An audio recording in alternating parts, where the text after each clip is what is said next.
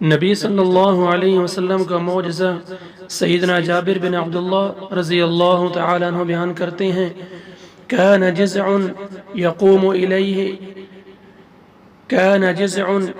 إليه النبی صلی اللہ علیہ وسلم، کھجور کا ایک تنا تھا، نبی صلی اللہ علیہ وسلم اس پر ٹیک لگا کر کھڑے ہوتے تھے۔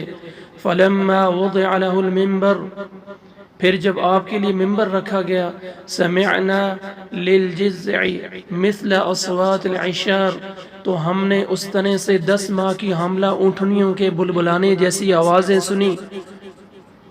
حتی نزل النبی صلی اللہ علیہ وسلم فوضع يده علیہ، یہاں تک کہ نبی صلی اللہ علیہ وسلم اترے اور اس پر اپنا ہاتھ رکھا تو وہ روتا روتا چپ ہو گیا۔ صحیح بخاری کی حدیث ہے، حدیث نمبر 918۔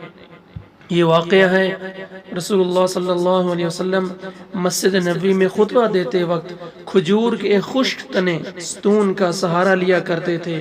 جب صحابہ نے رضوان اللہ تعالی علیہم اجمعین نے آپ صلی اللہ علیہ وسلم کے لیے لکڑی کا ممبر تیار کیا تو آپ صلی اللہ علیہ وسلم نے اس پر خطبہ دینا شروع کیا تو اس تنے سے ایک بچے کی رونے جیسی آوازیں آنے لگیں۔ آپ صلی اللہ علیہ وسلم نے ممبر سے اتر کر اس تنے پر اپنا ہاتھ رکھا تو اس کا رونا بند ہو گیا۔ اس حدیث میں نبی کریم صلی اللہ علیہ وسلم کی محبت اور آپ صلی اللہ علیہ وسلم کے معجزے کا بیان ہے کہ بے جان لکڑی بھی آپ صلی اللہ علیہ وسلم کی جدائی میں تڑپ اٹھی۔